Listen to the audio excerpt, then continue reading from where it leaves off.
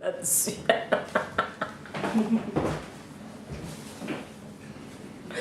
Je m'appelle Madi Abdallah Amina Bint. Je suis une présidente d'une association parents d'élèves d'Aqua. C'est une commune qui est composée de 2 villages, il y a Aqua et Nzangadoua. Donc cette association, ça a été créée il y a 1 an et demi. On s'occupe des jeunes de classe de CP jusqu'en terminale. Et là, on envisage d'aller plus loin, de s'occuper aussi sur les étudiants qui sont en métropole et travailler avec les associations qui sont en métropole, quoi. Donc le nombre de jeunes a évolué. À Mayotte, par contre, le taux de réussite a diminué les 5 dernières années, surtout dans notre commune. Ce qui nous a amené de créer cette association rapidement. Et depuis la création de l'association, en terminale, on a pu avoir 53 jeunes qui passaient leur bac. Et là, bon, avec vraiment réussite, on a 49 jeunes qui ont eu leur bac, c'était l'année dernière. Donc pour nous, c'est une satisfaction. On était très contents et ça nous amène aussi à encourager cette année de faire mieux que l'année dernière. Et là, on envisage de travailler plus avec l'association Caribou Maoré qui se trouve aussi qu'à Mayotte et à Métropole, de bien organiser les cours et nous donner aussi plus de chance avec nos enfants. Le 28 et le 29 mars dernier, il y avait une tempête Hélène qui a commis des dégâts pas possibles dans notre commune. Donc, il y a des dégâts matériels et pédagogiques dans les écoles maternelles et élémentaires. Donc, les enfants, ils n'ont pas eu de cours pendant presque 3 semaines.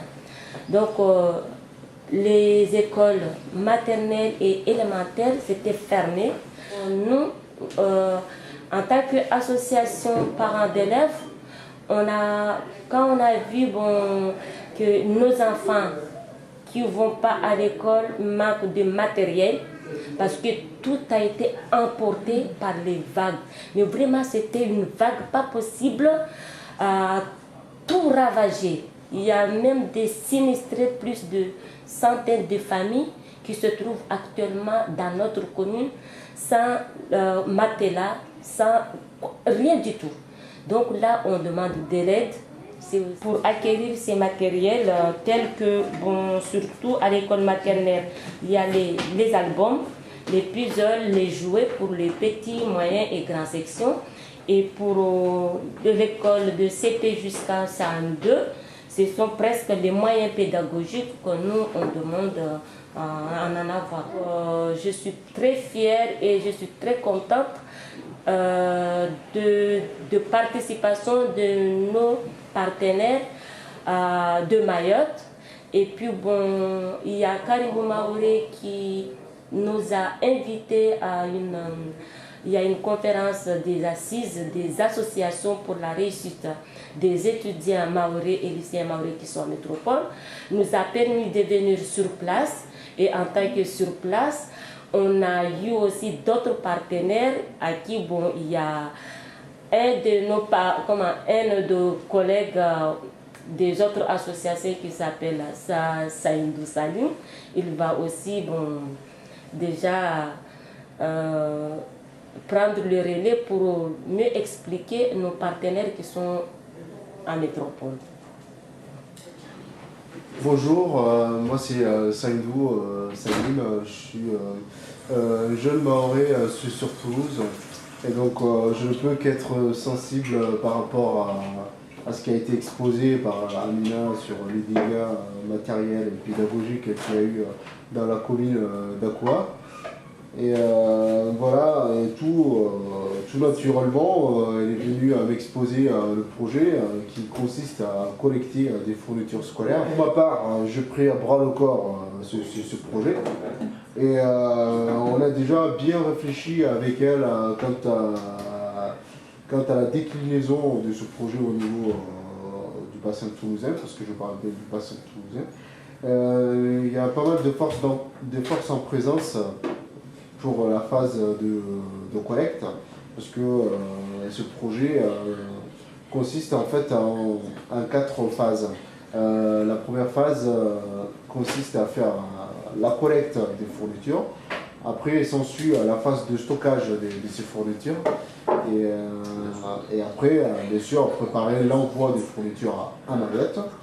Et la 4e phase consiste à la réception de ces fournitures, mais ce sera à Mayotte, bien compris. Donc les forces en présence qui sont dans le bassin toulousain, qui participeront à la phase de collecte.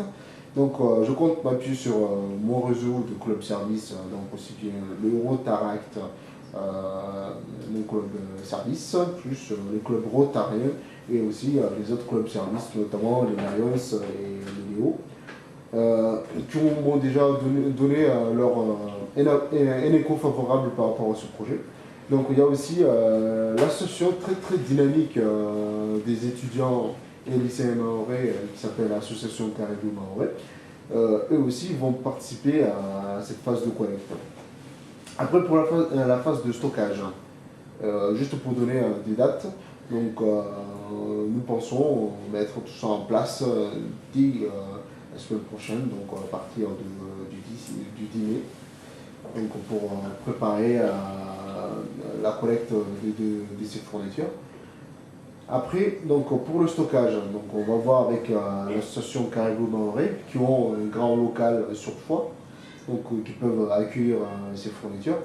Et je verrai aussi de mon côté avec le club service comment on pourrait faire pour faire le tampon avant le transfert vers Foix.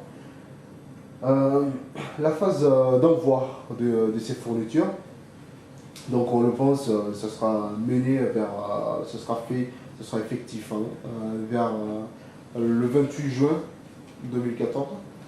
Et dès à présent pour cette phase-là, donc il faut voir avec des partenaires, donc, notamment Aerostral pour l'acheminement par fret avion. Aerostral est un partenariat très avancé et très fructueux avec l'association Caribou Mahorais. Donc par ce biais-là, on va les solliciter pour cela, pour leur aide. Après, on va avec la Poste, bien sûr, on a des contacts, et notamment des DHL. Et par rapport à la phase de réception, donc la dernière phase, donc, on le prévoit vers mi-juillet sur Mayotte. Et bien sûr, il y aura l'association des parents d'élèves de la commune d'Aqua qui recevront le matériel. On ne sait pas encore comment, mais on y travaille donc pour que ça aille plus vite. Donc ce sera plutôt par fret avion.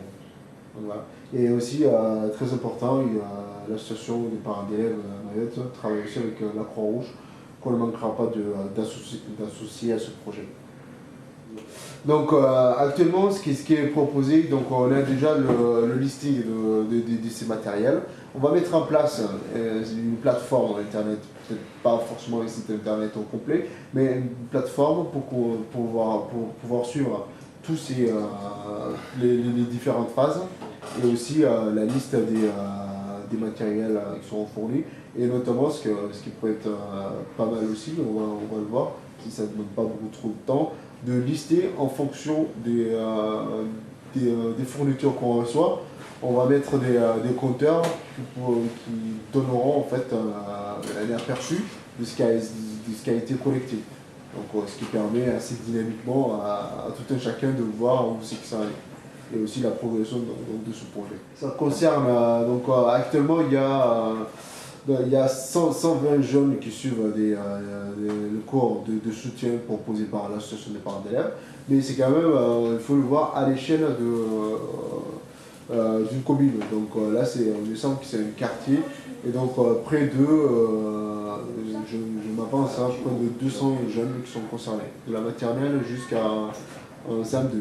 Donc voilà, on a une école maternelle qui a été sinistrée, on a aussi une école primaire avec les classes de CP jusqu'à CM2 qui sont sinistrées. Donc il faut tout, il faut tout.